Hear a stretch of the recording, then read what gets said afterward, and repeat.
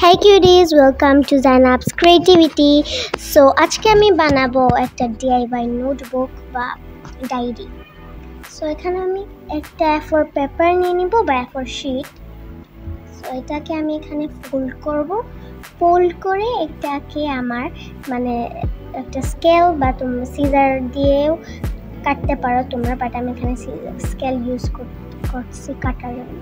So পরে এটাকে আমার আবার ফোল্ড করতে হবে, মানে ডায়েরির পেজগুলো বানানোর জন্য ফোল্ড করতে হবে। সো এখানে আমি ম্যাজিকের সাহায্যে অনেকগুলো বানিয়ে ফেললাম, দেখো। সো এখন সবগুলোকে আমার একসাথে করতে হবে, সব পেপারগুলোকে একসাথে করতে হবে। সো আমার সবগুলো একসাথে করা হয়ে গেছে। এখন আমি দেখতেছি যে মানে সবগুলো সমান করতেছি যাতে একটা উপরে বা একটাও নিচে থাকে না।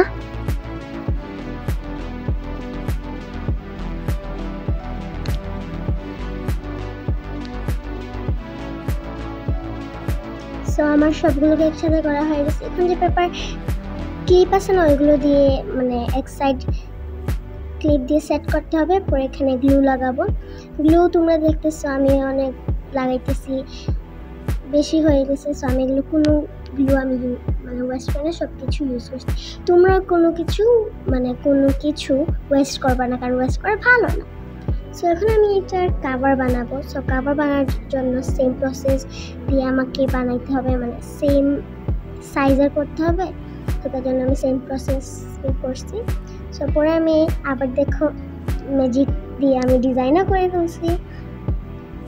সো এখন আমি এই দুটোটাকে একসাথে লাগাবো না, এই দুটো লাগানোর আগে আমার একটা করা লাগবে। So wait a minute. So আমি এখন যেভাবে দেখাই দিতে তোমরা সেভাবে করবা। পেপারটাকে কেটে পরে ফোল্ড করতে হবে, পরে এখানে গ্লু লাগাইতে হবে। গ্লু লাগানোর পরে এখানে উপরে যে আমরা নোটবুকটা বানিয়েছিলাম, সো নোটবুকটা আমি এখানে মানে নোটবুকটা লাগাইতে হবে। তো নোটবুকটার উপরে এটা লাগানোর পরে এই নোটবুকটাকে নোটবুকের কভারে লাগাইতে হবে।